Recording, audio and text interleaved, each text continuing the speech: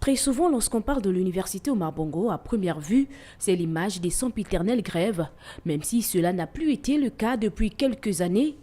Au dérèglement du calendrier universitaire en déphasage avec celui pratiqué à l'international, l'insécurité, des actes de vandalisme souvent dus au fait que les barrières soient devenues poreuses.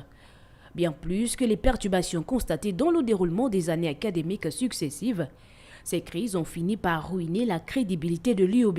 Et pourtant, malgré tous ces obstacles, plusieurs motifs de satisfaction sont tout de même à considérer. L'université Omar Bongo présente des candidats au niveau des concours internationaux, notamment le CAMES, et produit de très bons résultats. De satisfaction aussi parce qu'il y a des soutenances de thèses qui se tiennent, donc l'encadrement pédagogique, la recherche se font de manière efficiente, malgré ce qu'on peut croire et ce que peut laisser penser l'ambiance générale et le visage que peut renvoyer l'université.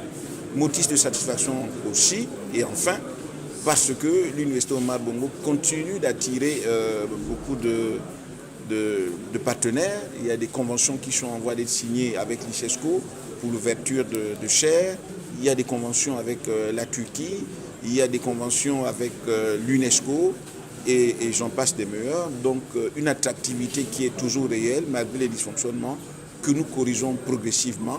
Profitant de cette occasion, Mesme Noël Soumao s'est fait le porte-voix de ces enseignants de rang magistral qui font la fierté de l'université à l'international mais ne reçoivent aucune marque de reconnaissance au niveau national. Un certain nombre d'enseignants qui sont honorés à l'international ne le sont pas sur le plan national et qu'un certain nombre d'enseignants également qui sont appelés à faire valoir leur droit à la retraite s'en vont sans pour autant que la nation soit reconnaissante pour les services rendus. Il est clair que la prise en compte de ces points et bien sûr d'autres questions concernant aussi bien le personnel d'encadrement, le personnel administratif et les étudiants peuvent participer à redorer l'image de l'université Omar Bongo, la plus ancienne du pays.